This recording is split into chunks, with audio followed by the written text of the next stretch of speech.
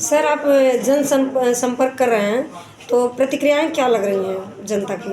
आपके पत्रकार बंधु भी वहीं रहते हैं। जिस तरह से उत्साह से सुबह से लेकर रात 1 बजे तक लोग इंतजार कर रहे हैं, दौड़ रहे हैं, चेहरे से पता चल जाता है कि लोग उस दिन का इंतजार कर रहे हैं जब उन्हें वोट देना पड़े। कल ओम प्रकाश राजभर का एक वीडियो वायरल हो रहा है, सर उस बारे में क्या कहेंगे आप? क्या है, वीडियो तो रोज ही वायरल होता है, सुबह दोपहर शाम खाने नहीं, गठबंधन पे जो उन्होंने बोला है। क्या बोला बताइए। गठबंधन तोड़ भी सकते हैं, इस्तीफा दे सकते इस्तीफा की बात कर रहे हैं। इस्तीफा की बात कर रहे हैं। वो किसी का है नहीं। और एक बार बता दे रहा हूँ, आप भारतीय जनता पार्टी के कार्यकर्ताओं को मैं संदेश भी दे रहा हूँ कि कुछ भी कर लो, 5 तारीख से ओम प्रकाश राजभर फिर आपको गाली देंगे। पहले भी गाली देते थे, फिर 5 तारीख से गाली देंगे। जब परिणाम आएगा तब गाली देंगे। तो वो तो बार बार गाली देने के बाद स्वीकार कर रहे हैं, तो उसके लिए क्या करेंगे? कौन स्वीकार कर रहा है? अरे भारतीय जनता पार्टी आखिर में नेता गाली लोग के बाद स्वीकार कर रहे हैं। कार्यकर्ता कौन कार्यकर्ता होगा जो अपनी माँ बहन की गाली जिसको याद नहीं आएगी बेमौसम पर दबाने से? कौन? आप अगर भारतीय जनता पार्टी का कार्यकर्ता हो तो भूल जाओगे माँ बहन की गाली, जूते की मार खाने की बात करना। तो आखिर में अगर भूले नहीं होते तो विरोध नहीं होता क्या है? अब आपको लग रहा है कि विरोध नहीं हो रहा है। जितने उनके साथ वाले चल रहे हैं वो भी हमको वोट दे रहे हैं।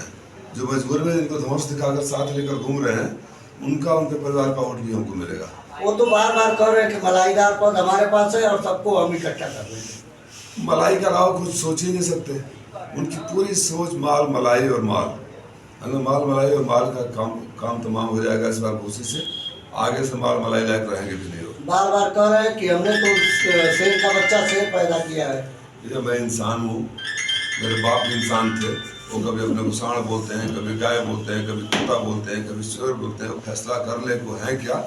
मैं इंसान का बच्चा हूँ और इंसानियत से भरपूर हूँ, और इंसानियत ही सबसे बड़ी ताकत होती है।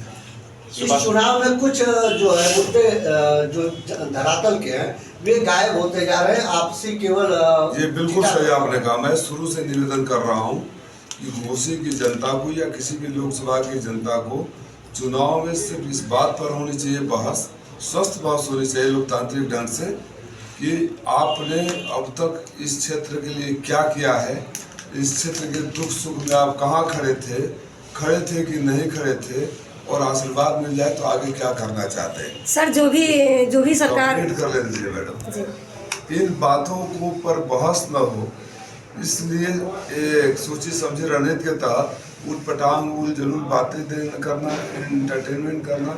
मैं बार बार बोल रहा हूँ कि मैंने घोसी के लिए क्या किया। अब उनके प्रत्याशी महोदय जब कोई जवाब नहीं था तो उन्होंने, मैं सुना कि वो बार बार अपने कुछ कामों को गिनाते उनकी सरकार ने क्या किया था। अरे सर, उस सरकार ने कुछ नहीं किया था तो आप आए क्यों थे सरकार के साथ? और सरकार हमारे नहीं हुए तो चले क्यों गए? जिस समाजवादी पार्टी को गाली दे रहे हैं उन्हीं के साथ तो पिछला लोग विधानसभा चुनाव लड़े थे। कितना दिन हो गया? आंखों में शर्म है नाम की कोई चीज़ नहीं रहेगी, जुबान पर कोई कंट्रोल नहीं है। जनता सब देख रही है। मैं फिर अनुरोध करूँगा, बहस सिर्फ विकास पर होनी चाहिए। घोसी के लिए क्या आपने किया है और क्या करेंगे।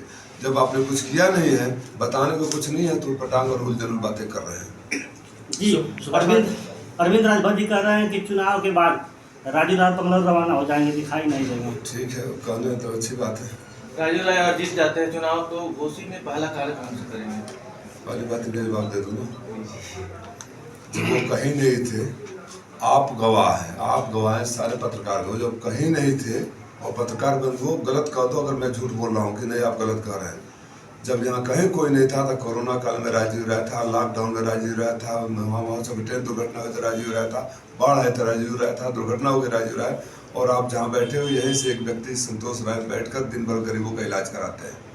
तो कौन कहाँ जाएगा जनता, और कौन कहाँ था ये जनता तय करेगी। ठीक है, उनका बड़बोलापन उनको मुबारक हो। थोड़ा सा धरातल पर रहेंगे तो उनका अभी उम्र कम में भविष्य हो सकता है, लेकिन चलो इस बात को भी गलत तरीके से ले लेंगे। दूसरा सवाल क्या कर रहे थे आप? सर क्या हुआ, आप जीत जा रहे हैं तो घोसी में पहला कार्य कौन सा होगा? सबसे पहला कार्य है, देखो ये किसानों का बुनकरों का जादू का छड़ी तो नहीं कि आज मैं जीत गया और कर बाद दूंगा। झूठ बोलना और बड़बोलापन मेरी आदत नहीं है। किसानों का बुनकरों का इलाका है। किसान जाड़े में खेत की रखवाली जानवरों से, गर्मी जिस तरह से खेत जर्जर उससे कर रहे हैं। इनके लिए क्या बेहतर उपाय किया जा सकता है?